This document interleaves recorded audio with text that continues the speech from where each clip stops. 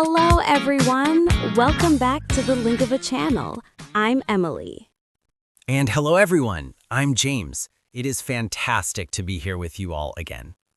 Today, we have a very important topic. It is something many of you ask us about.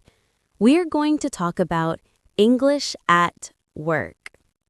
Oh, yes, this is a big one. Whether you work in an office, a shop, or online, using English at work can feel a little scary, right? You might be afraid of making a mistake in front of your boss. Exactly, James. But don't worry. Today, we are going to make it simple. We will look at easy phrases for emails, meetings, talking to your boss, and even chatting with colleagues. That sounds great. We want you to feel confident. But before we start, we have a small favor to ask. Yes, if you like our lessons, please hit that subscribe button.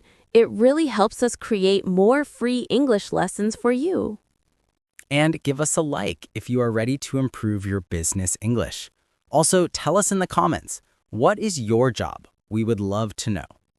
Okay, James, let's dive in. The first thing we do at work is usually checking emails. Emails. Writing an email is different from speaking. It needs to be clear and polite. Polite is the key word. James, give me an example of a bad or rude email. Okay, a rude email would be, send me the report now. Ooh, that sounds bossy. It is too direct. How do we make it polite? We use magic words like could you or please. So a better email is, could you please send me the report? Much better. Or you can say, I would appreciate it if you could send the report. It sounds professional. And how do we start an email? We don't just say, hey. Right. If it is formal, use dear plus the name, like Dear Sarah. If you are writing to your whole team, you can say, hi team, or hello everyone. And to finish the email, You can use best regards or sincerely, but my favorite is just best, followed by my name. It is short and friendly. So remember, be polite, keep it short, and use a nice greeting. Exactly. Now let's talk about something that scares many people. Reports. Reading long documents in English. Oh, I know that feeling. You see a 10-page report full of difficult words and you panic. First rule, don't panic. You don't need to understand every single word. That is good advice. Focus on the summary. Usually at the beginning of a report, there is a short summary. Read that first. Yes, and look at the visuals. Look at the pictures, the graphs, and the charts. They often tell the story better than the words. And Emily, what if I really don't understand a word? Ask for help. It is okay to ask. You can say to a colleague, I'm not sure what this term means. Could you explain it to me? Or simply, what does this mean? Asking questions shows that you want to do a good job. It is not a sign of weakness. Precisely. Now, let's move to the most active part of work, meetings. Meetings, where everyone is speaking at the same time. How do I speak up if I'm a beginner? Use simple starter phrases. If you want to say what you think, start with I think or in my opinion. Simple is best. I think this is a good idea. And if you agree with someone, you can say, I agree, or that's a good point. What if I disagree? I don't want to be rude. Good question. Don't say you are wrong. That is rude.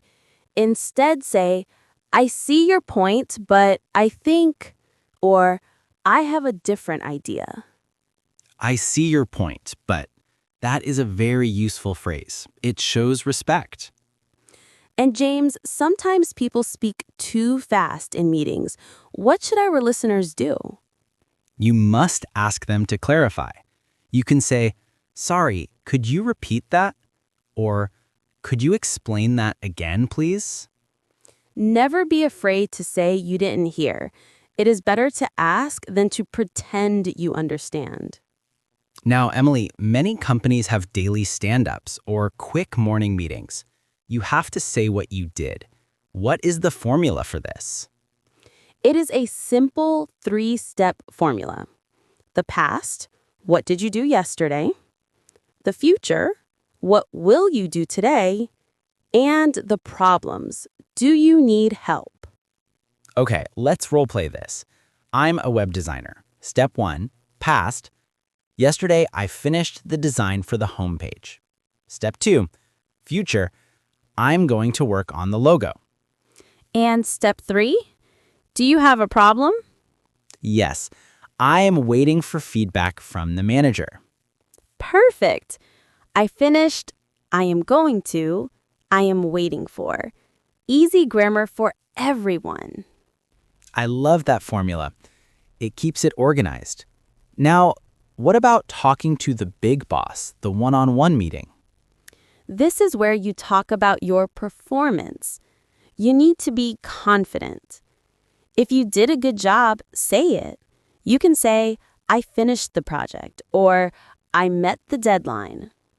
And if you are having a hard time, be honest. You can say, I'm facing a challenge with blank. And ask for advice. Bosses love giving advice. You can ask, what do you think I should do? Or, can you give me some guidance? It shows you want to learn. Also, Emily, one-on-ones are a good time to talk about your future. Yes, you can say, I want to learn more about, or I want to improve my skills in... Preparation is key here. Before you talk to your boss, write down what you want to say. It helps with the nervousness. Okay, we talked about serious work, but work is also about people. What about socializing? This is my favorite part. Chatting with colleagues makes work fun. But we don't talk about reports at the coffee machine. We talk about life. Exactly. On Monday morning, the best question is, how was your weekend? And you can answer, it was great. I went to the cinema. Or, it was relaxing. I stayed at home. And on Friday afternoon, you say, do you have plans for the weekend? Simple questions open big conversations. What if I want to invite a colleague for coffee?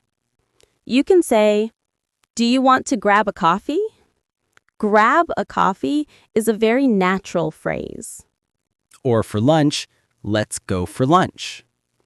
James, what if someone invites me, but I'm too busy? Be polite but honest.